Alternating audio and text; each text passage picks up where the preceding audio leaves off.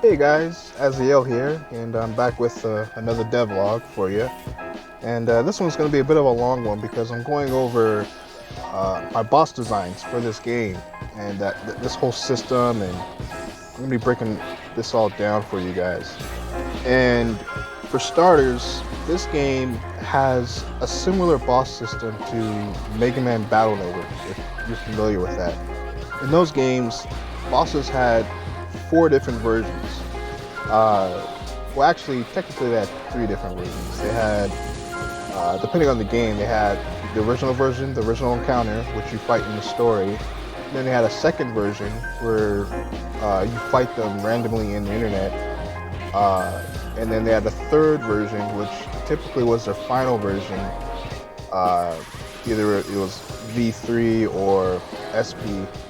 Um, which you could randomly run into on the net. And then they had some games they had a final version where you pretty much only fought them in like post game areas. And I have something similar for my game where for bosses I have an R1, which is the story mode version that you fight, R2, R3, and then RX, which is the order of difficulty which you fight him in. And for the R2 versions, you have to find this boss, or like it's sort of like it's data randomly on the astronet, and then after that you have to they'll randomly appear in the zone that you fought the R2 version. You'll fight randomly fight the R3 version, and then in some post game areas you'll fight the RX version. And the game actually records your results, your battle results against the R3 versions and the RX versions in the boss logs, which is something you can access at any time once you've beaten your first R3 boss. Then the logs will actually become available to you. And here you can actually see your records and see how well you did, like your best grade, your highest combo score, and your highest combo. Yeah, your highest combat score, and then your highest combo in that fight, and also tells you what class you use or classes you used in that particular fight against that boss. And I think that'll be a neat thing for players to like kind of compare and see how well they did against each boss. And achievements are actually tied to S ranking all the R3 and RX bosses.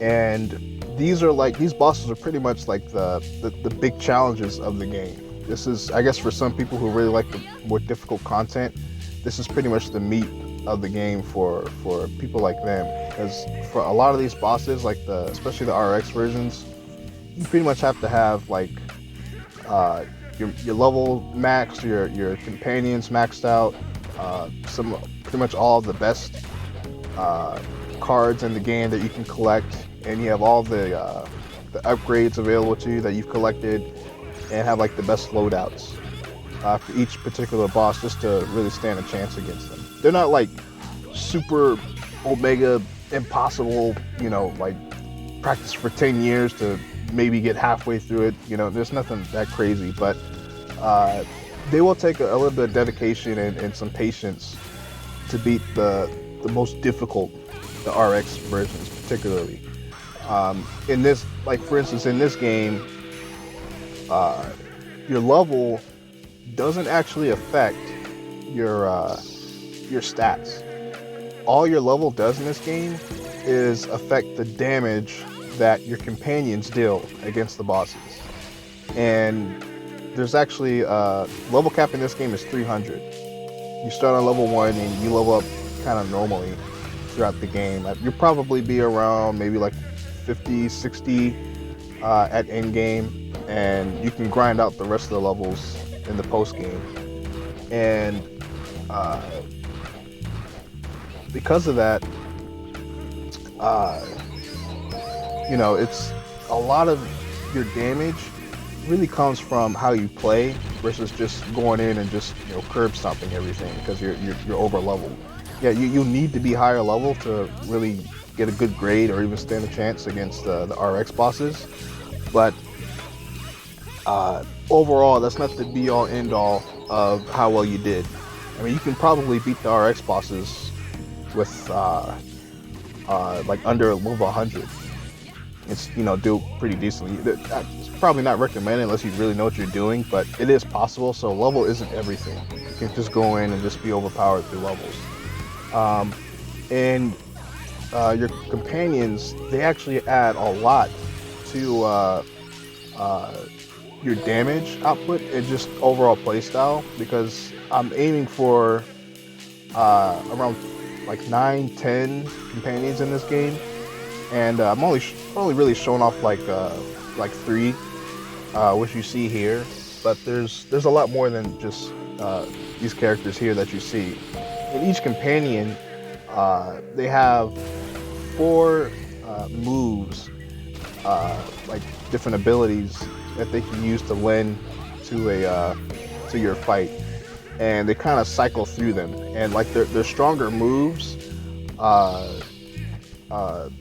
take longer to kind of like, I guess, come off cooldown for them to use them again. But they have common moves that they use often, and this is actually going to be pretty key to beating some of these tougher bosses, because when your companions come in and attack, they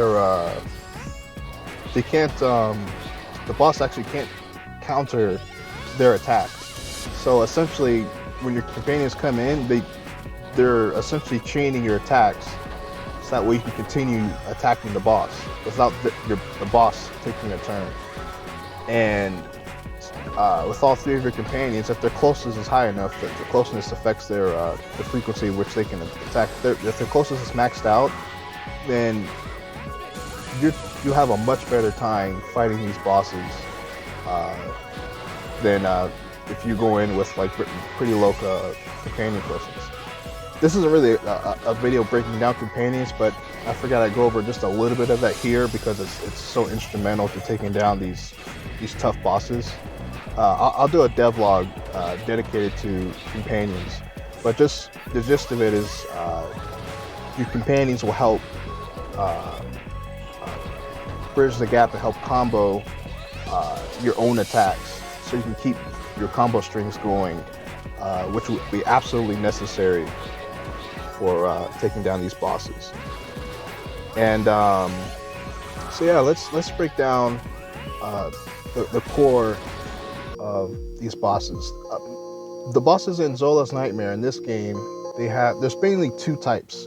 They are Aeon bosses, which are bosses that are like huge and powerful, and lore-wise, they're like serious threats. I mean, you spend most of the game just taking down these types of bosses.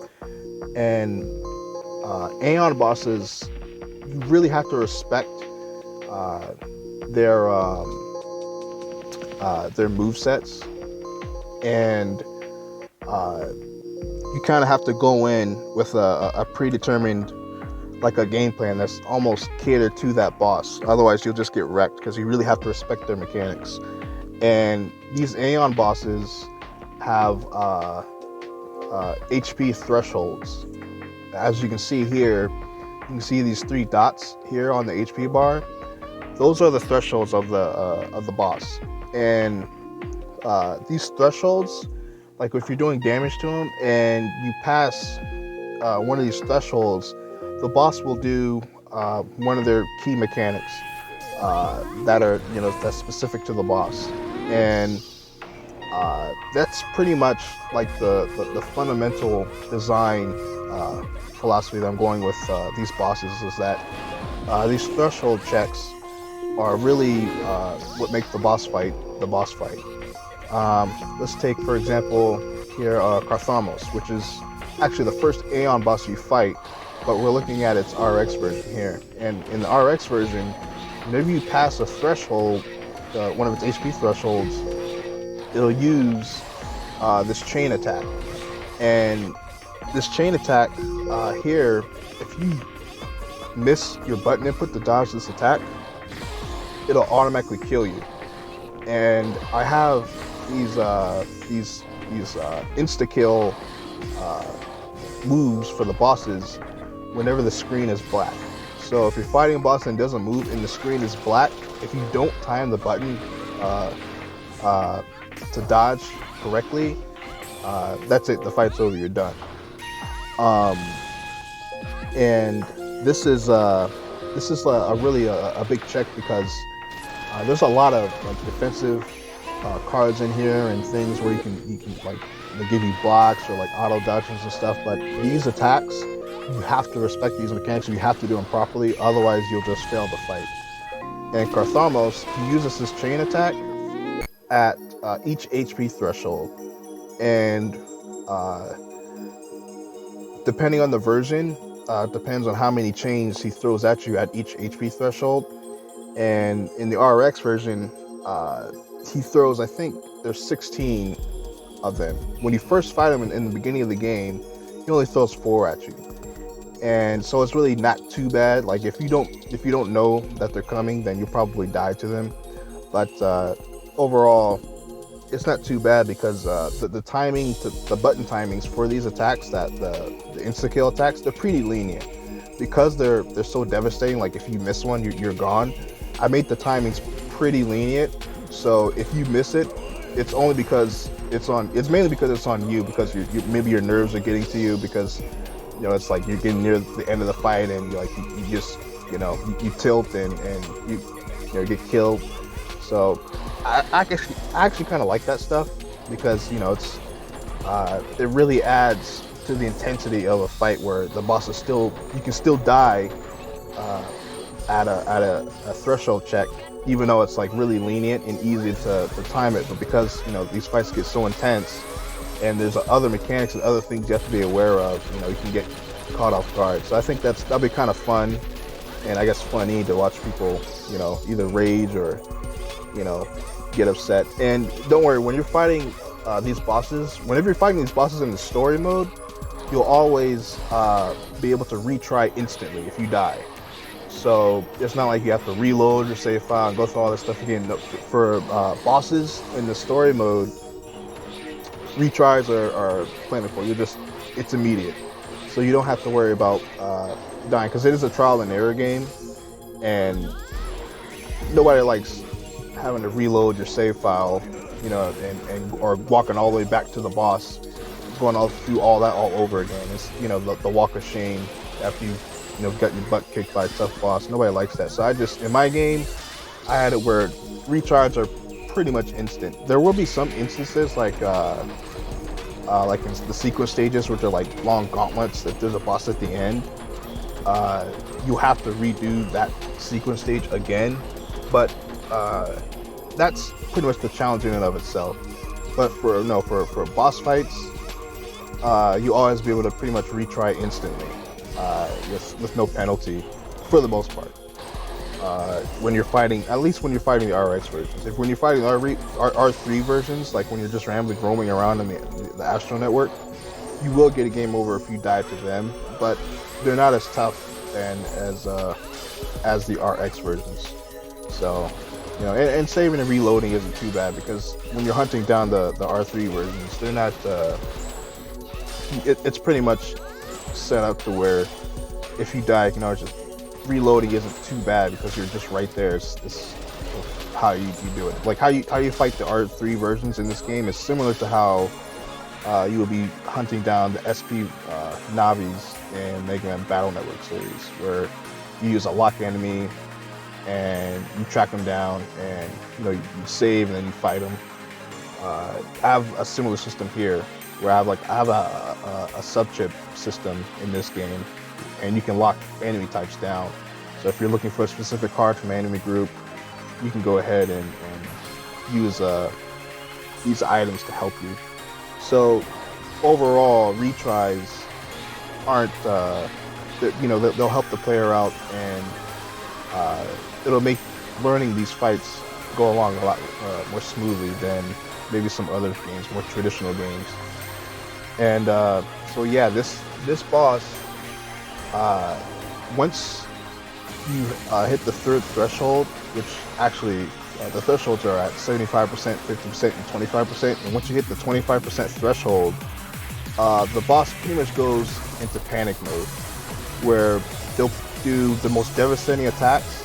The music will change, and they'll start throwing all the most Hail Marys at you to do anything they can to get rid of you, and you're pretty much on a time limit essentially, because this game, as flashy and action-packed as it is, it's still a turn-based game, and you and the boss take turns attacking each other, and when you hit this threshold, the boss, at least if it's the RX version, they'll fully heal their HP, and you'll see that their the thresholds, the little marks for the thresholds are gone because they have no more threshold checks, and it's really just a mad dash to kill the boss as quickly as possible.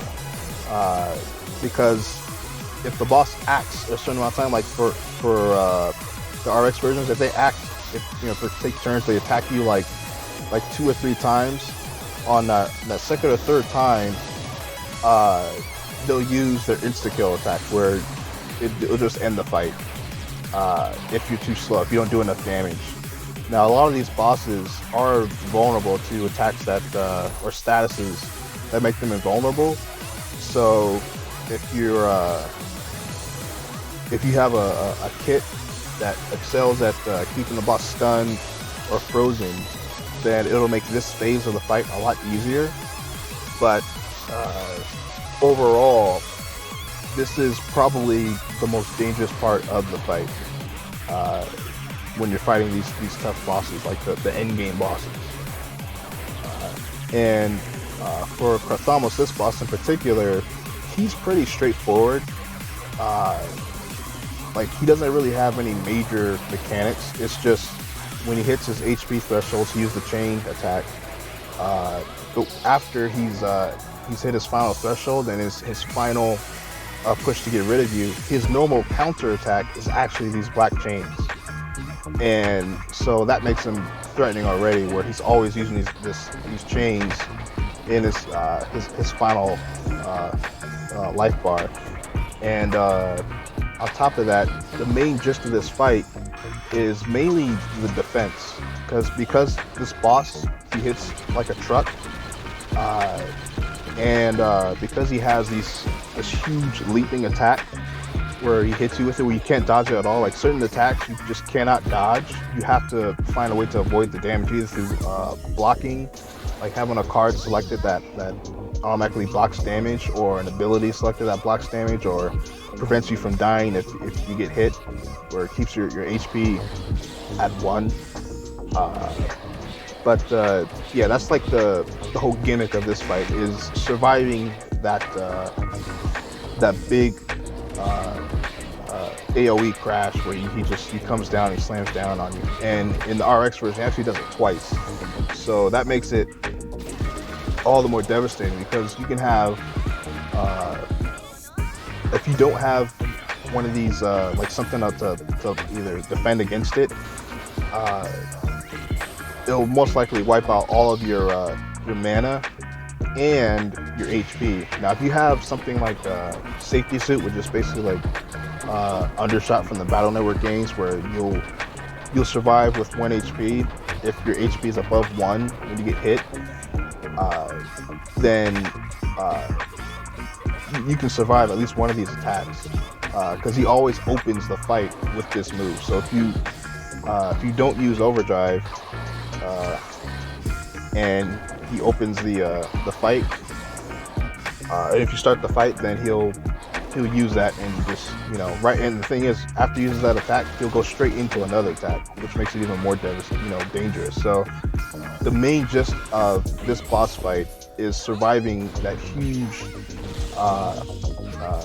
lunging attack. Like, if you can find a way to deal with that attack, then he isn't too bad.